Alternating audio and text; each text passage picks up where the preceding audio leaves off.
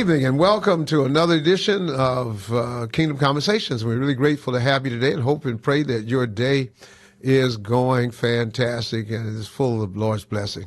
We are really grateful again for your attentiveness, and please let everybody know that we're on. We got a really good program today, and I'm excited to have another great friend sharing with us today, all the way from Trinidad.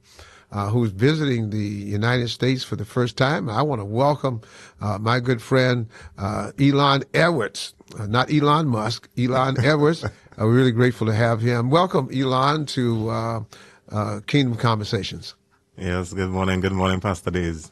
And good morning, everyone. Blessings to be here, first time. And I mean, you all have been so welcoming in this part of the country. I mean, it's a true blessing to be here.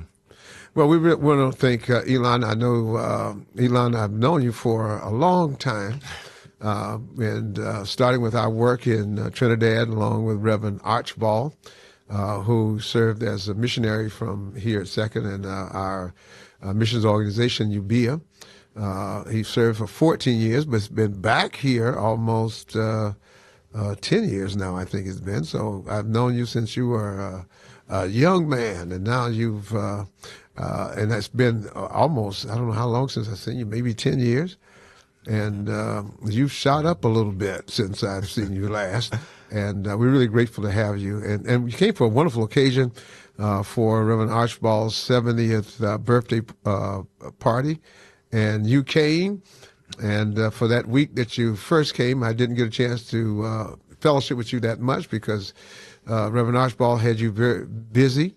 Working, trying to get all his preparations together, and you were doing everything, cooking. And matter of fact, I stopped by last week and tasted the food. And Friday had some native Trinidadian food, and I got a whole big plate of goat meat to take back with me, which is absolutely great. Thank you so much.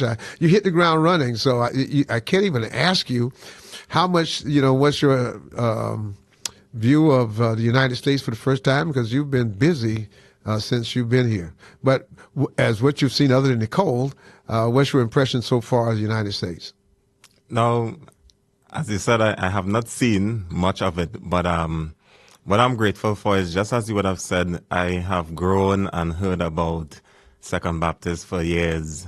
And I think that it's something that is noteworthy to say that entering the doors for the first time was such a privilege, because, oftentimes you have people that right here, they just come because of routine and, custom, but, hearing about the ministry and how it's run and everything that takes place here is something that would have shaped and molded me. And if you would permit me to say that I, being a young man and a product of Second Baptist, I would have remembered being a churchgoer. And I had stopped going. I was dropping my parent and my little sister to church. And that day, Reverend Archibald saw me and he was like, "What's going on?" And I told him my little story about the disappointment I had with the pastor of the church, because growing up, sometimes you make it about the individual and not about Christ. And he said, "Well, if you're willing, I will work with you." And from the next Sunday, he was there in my living room with his wife, Sister Geneva, and they were having a whole service with me, everything. Well, minus they didn't have any collection taken, but thank God that everything, I didn't fall short of nothing.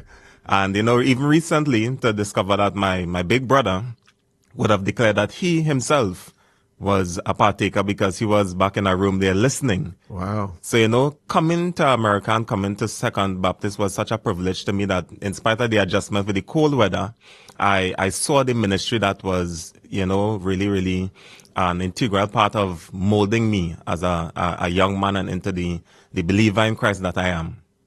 It's a blessing that one of the great pleasures of working in Trinidad is having the opportunity to meet you and to see you grow and develop in your own walk with Christ, but also to be, an entrepreneur, to do great work. And we're just thankful that when Archie told me you were coming, I was so excited and we're really grateful and started praying that the Lord would make the way for you to come, and you're here.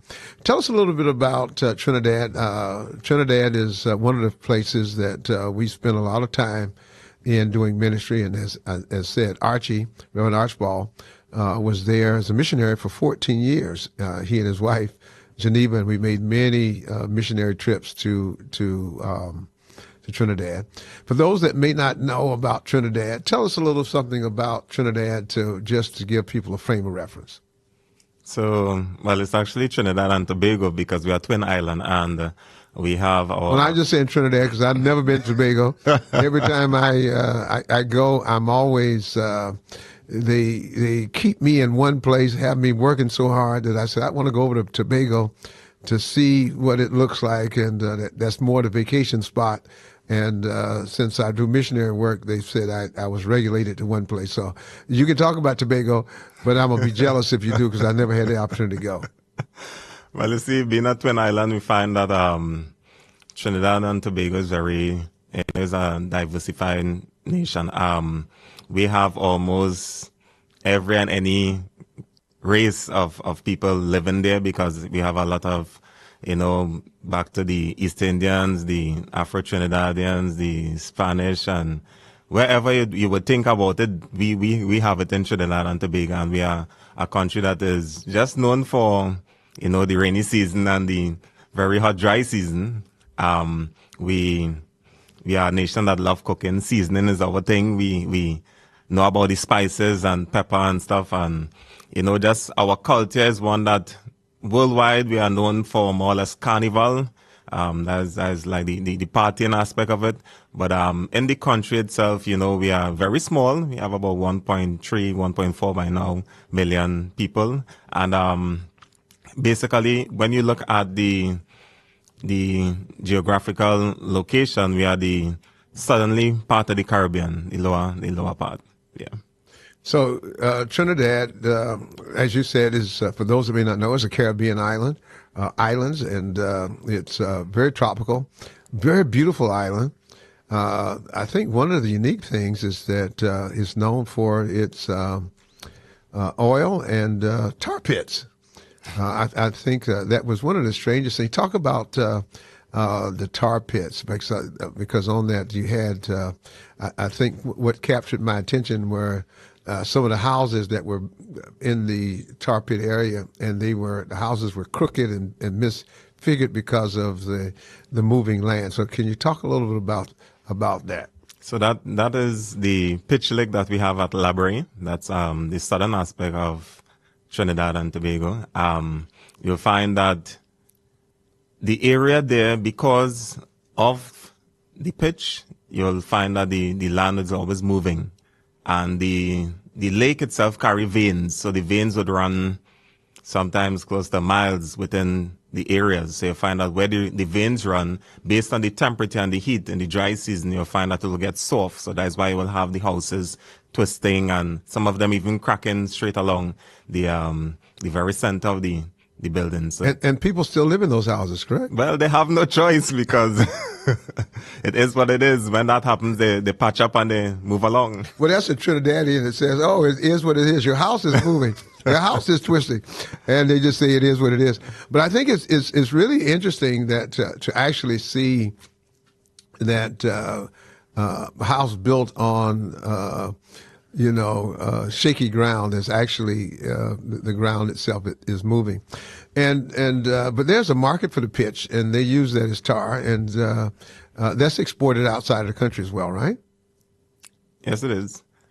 So how much of that is part of the economy? And I know also there is the sugarcane fields. Is that as prominent as it used to be as well? That is not at all. So we no longer have any industry in sugar, and even in the oil industry, that has really run down low. So really, the economy is in terms of which is interesting because I used to come to Trinidad and there were sugarcane fields everywhere, and which. How did the economy affect that to the point that you lose the sugarcane industry and the oil industry? Because I know that was a major part of the economy and what's driving the economy now. So we would have had, a lot of problems when it comes to the economy based on that, especially within the last